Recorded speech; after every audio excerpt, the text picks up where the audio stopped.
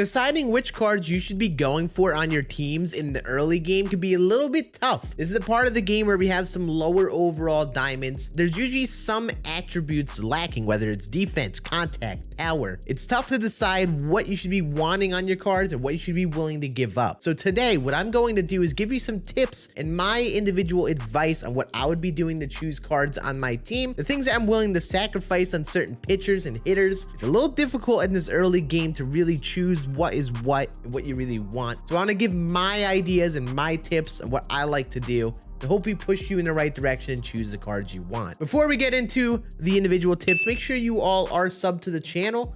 We do provide a lot of tips and daily videos giving tips, no money spent tips, gameplay tips. So if you're brand new, trying to get better at MLB The Show, make sure you are subbed down below because I am uploading daily, double uploading for the length of the month. So make sure you are keeping up with all of that to get all of the tips on MLB 22. But now let's hop on into the market and look at some cards that I would be targeting and some cards I would probably be skipping. So let's look at some hitters to start. The thing that's tough with hitters is that even with some of the attributes that we see on early game cards, you can get away with and still hit with nearly anyone. It's a very weird thing. If you can get the person swing down and really find success with that animation that they have, then you can find yourself hitting with nearly anyone at this point in the game, especially in the early part of ranked seasons. However, I think there's certain attributes that you should be looking at for the longer run. Let's say you're trying to make World Series, try to have the best team. We got to be looking at certain parts of the meta of the early game to decide which players we're using, which ones we're waiting on. CJ Cron, I think, is a good example because first base seems to be a relatively weak position, and obviously you don't need defense much at first base. There's one thing that turns me off from this card. It is the contact versus right. Not that it's 69, that's dope, but the fact that it is a little low. I think it is very tough in this early part of the game for me to recommend hitters with low contact, especially versus righties, mainly because in this early part of the game, a lot of starting pitchers that you see are going to be right-handed. Yes, Randy Johnson cards exist. There are a couple live series guys that are lefties like Chris Sale that some people like, but a majority of pitchers are going to be righty. So I like the idea of having hitters that have good attributes versus righties. Even though that 69 contact isn't that bad, you know, it's tough for me to really recommend a starter card on the top tier of the lists with that lower contact versus right. And if they do have that lower contact versus right, at least give them that lefty matchup. So if they're a lefty batter, they get that matchup advantage. One card that I think is a really good early game card is Brian Reynolds, because really the only thing he sacrifices is power versus left, but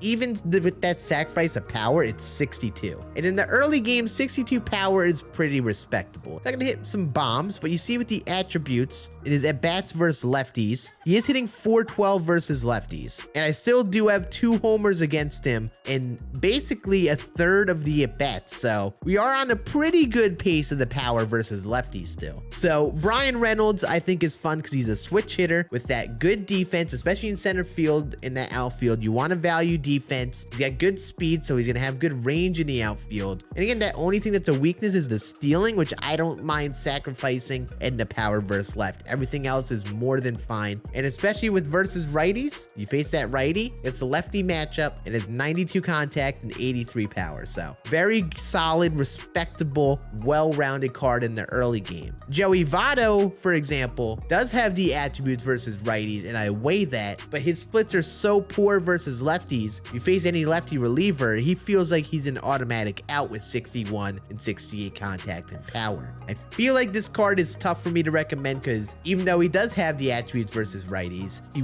really struggles versus left. Someone like a Jazz Chism, however, is very well-rounded offensively. He's not amazing against either side. He doesn't get 87 pop versus righties, which is nice, but everything is just middle of the road. He gets 93 fielding, at least with the parallels he's at now, and gets 94 speed. So he does provide on the defensive side. He does bring speed. Just the hitting is a little weak overall. However, as you see, you can still hit with a card like this despite not having incredible attributes. But the thing that I like about Jazz is that he's well-rounded. He brings a lot to the table. This is a lot lot like the Nico Goodrum card last year we had, because he's not a switch hitter. He has the speed, the defense, and solid enough hitting to do well in the early game. And so far, he's actually been one of my favorites of these early game face the franchise cards. Something like Juan DeFranco I've been using, and at least he's a switch hitter and gets some of these quirks to help him. But he is tough versus righties. The attributes aren't that great, but still, he still does hit a bit. He still does hit 378 versus righties, so he finds success because again, he gets that lefty matchup, and those attributes are enough to do well versus righties. But I do want to note, this is a note, while I am recommending attributes and giving feedback and tips on who you should be using in my recommendation, there are some outliers there, like Carson Kelly here, who has 62 contact versus righties, which is the opposite of what I recommend normally. The dude is hitting 535 versus righties so far. So he has been absolutely nutty in 68 at bats. And at the end of the day, when you're in the early game here, while I do want to recommend attributes and the things that I am looking for, mainly being good versus righties, but just well-rounded hitting with enough defense, especially at positions like the outfield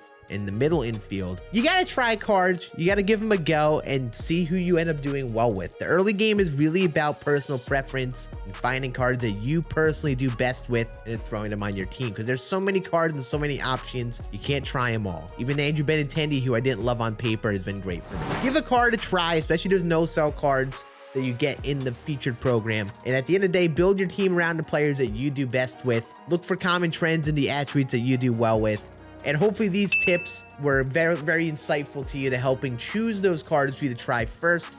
If you're looking to try some of these face the franchise cards, they are cheap right now, so don't be afraid to give them a buy as well, because they are nice early game cards to build your team around. But yeah, I hope you all enjoyed this video. Make sure you like if you did.